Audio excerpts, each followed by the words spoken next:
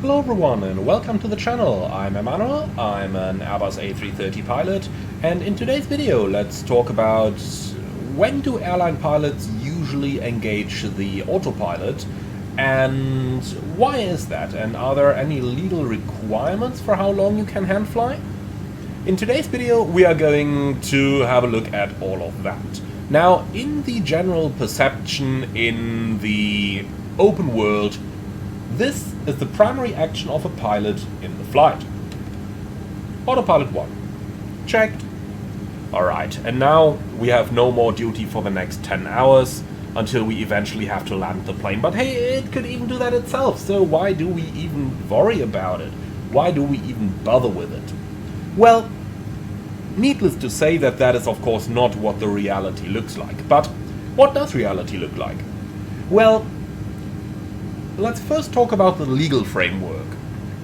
So, on your typical favorite Airbus, the autopilot can be engaged 5 seconds after becoming airborne, respectively at 100 feet radio. So that's the lowest limit at which the autopilot can be engaged. So that's the earliest time. Until then, you have to hand fly. So, hey, you gotta do 5 seconds of work. Is that clear to you, dear Mr. Button Pusher? Alright, of course that is the lower limit, and now we gotta ask ourselves, is there also an upper limit? And, well, you kinda guessed it, of course there is. Now, the exact location of the upper limit, where you've got to engage the autopilot, is defined differently in different parts of the world. Now, what's common is that the autopilot has to be engaged before entering RVSM airspace. And in most parts of the world, the RVSM airspace starts at flight level 285 and then extends up to flight level 410. So if you intend to operate above level 285 and up to flight level 410, then at those altitudes the autopilot needs to be engaged. Now, you might ask, why is that? And that's a pretty easy answer to that. The faster you fly, the more effective your aircraft's controls become. Now, the fly-by-wire system of a modern aircraft can compensate for that. For instance, in the Airbus A320 and A330 aircraft, the same also applies to the 350 and the 380 by the way, your side stick does not actually move the control surfaces, but it commands the G-load that you want to have. And actually that's true for the 320 and 330, not for the 350. 350 works a little bit different there.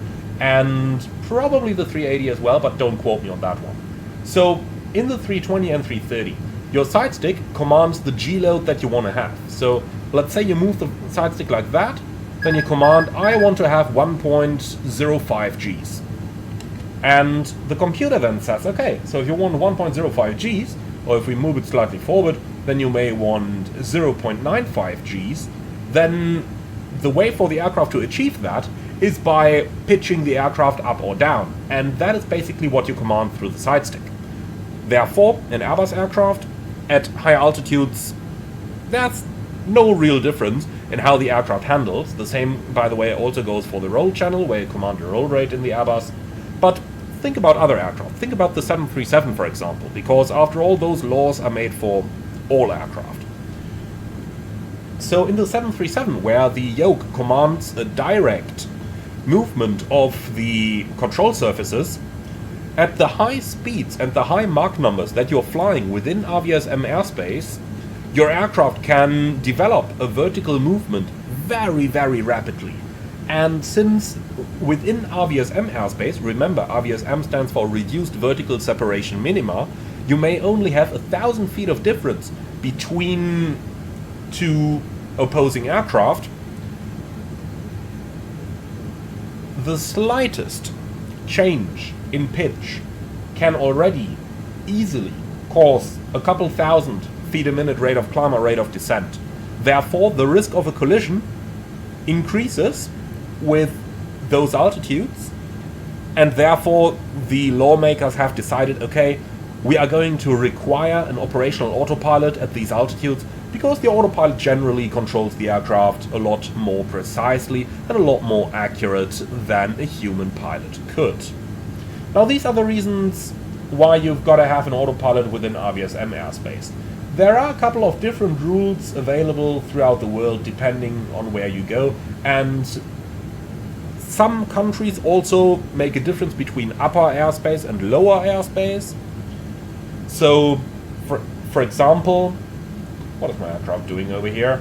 So, for example, the aircraft may just decide, or the regulating authority may just decide, okay, I want my upper airspace to start in, say, for example, 18,000 feet. Within the upper airspace, I require an autopilot. Some countries do that, others don't. Generally speaking, there is no law that is common across the entire world in terms of where the upper airspace begins and if an autopilot is required within upper airspace. In Europe, upper airspace generally tends to start around flight level 250. Again, depending a little bit per country, and sometimes it's even different within the same country, hello Germany, but generally around flight level 250. So this is where airline regulations come into play for where pilots are allowed to fly manually. And most airlines define that manual flight is not permitted within upper level airspace. So depending on where you are, you have to check the local regulation to determine how high you are allowed to fly manually or have to use the autopilot. Now, in the airlines that I've flown for, that I fly for, there may have been a limit in terms of exactly how high you may go, regardless of what the local regulation looks like.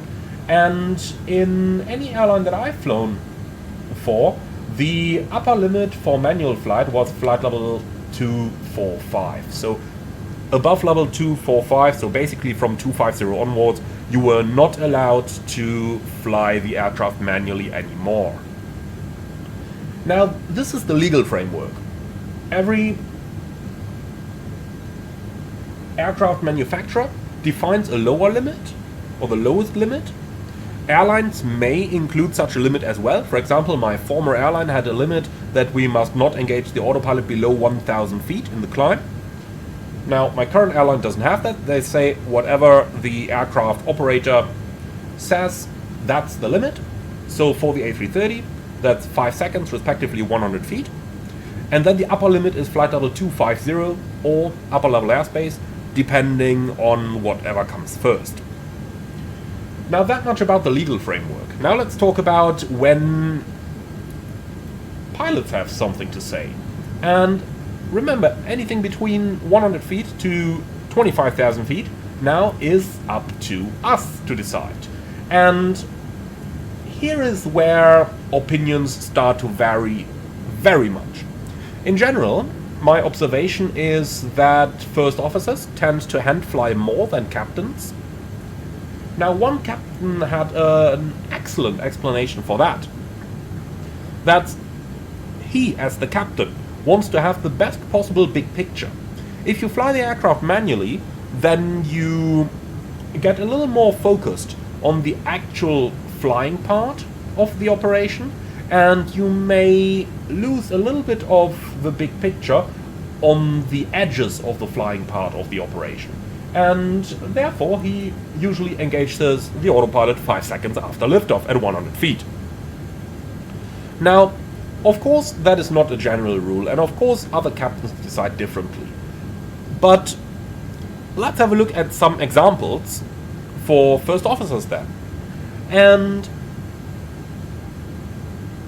I tend to say that most FOs that I'm flying with, most FOs that I did fly with, and in general most colleagues on the right hand seat tend to fly the aircraft to somewhere between 3,000 to 5,000 feet and then engage the autopilot then. Of course, there's always a difference whether what you're currently doing has any sense. So if you're in a situation like we are right now, where you are just flying straight ahead for the next 83 miles, the Airbus maintains its flight path anyway, and Boeing that's trimmed out is going to do the same. So yeah, no need to fly that manually, just put the autopilot on. But especially if you've got turning departures, stuff like that, that's where most FOs are actually going to hand fly the aircraft. And many captains do as well, by the way. Just adding that. Now, personally, and I'm probably a little bit different there from the average FO, I usually tend to hand fly the aircraft until about level 100. Back in the days on the 737, which climbed a lot better than the A330, I usually flew until after I completed the acceleration at level 100. Well, nowadays on the A330 it's usually somewhere 7,000, level 100, depending on the type of route and depending on the kind of operation. Something that I personally really enjoy is if you have traffic above and therefore ATC only clears you to climb in steps of 1,000 or 2,000 feet. That way you've always got to readjust your vertical speed, 2,000 feet a minute, 1,000 feet a minute, and so on. And I kinda enjoy that. So something like that happens, you might see me hand fly up to flight level 250. Even on the A330, which might take 20 minutes to get there. Now, that's just me. Now let's talk about the descent and the approach. So how are things going to go over there? Basically, the autopilot can stay engaged until the so-called minimum use height. And depending on the aircraft in question, that minimum use height of course varies. For example, on the 737 it was 158 feet. So even on a non-precision approach, you could have the autopilot engaged all the way to 158 feet on the Boeing 737. On the A330, and generally on the A320 as well, you do have a lot of tables in the FCOM, in the limitations chapter, and you will see that depending on the mode that is currently engaged, Airbus limits the minimum use height. So, for example, in open climb and open descent, you're allowed to go to 500 feet above the ground. In other modes, you have different altitudes. So you gotta check the table if you really wanna do things accurately on the Airbus. Now that's the legal framework. So how about manual flight on the arrival? Well, again, captains tend to keep the autopilot engaged longer than first officers do, for the same reasons that we've already previously discussed. And captains normally tend to disconnect somewhere established on the ILS between 5 and 10 miles. Some keep the autopilot in until just prior to the minima, others disengage it when intercepting the glide slope, but that's the general situation on the left-hand seat. On the right-hand seat, normally, the intercept is flown manually as well. That's at least what I observe from most colleagues. So they disconnect somewhere on the base or on the downwind and then manually fly the aircraft down there. Again, personally, back in the 737 days, I tended to hand fly the aircraft below level 100. In some cases, even from about level 140, 150 on. That used to be kinda my normal disconnect altitude. Of course, always depending on the situation, but we're gonna talk about some things to consider a little bit later. And nowadays on the A330, it always depends on the kind of operation we do. So if we are arriving somewhere at a decent time, I can't generalize that. I usually ask my colleague like, hey, how awake do you feel, to determine where I disconnect the autopilot.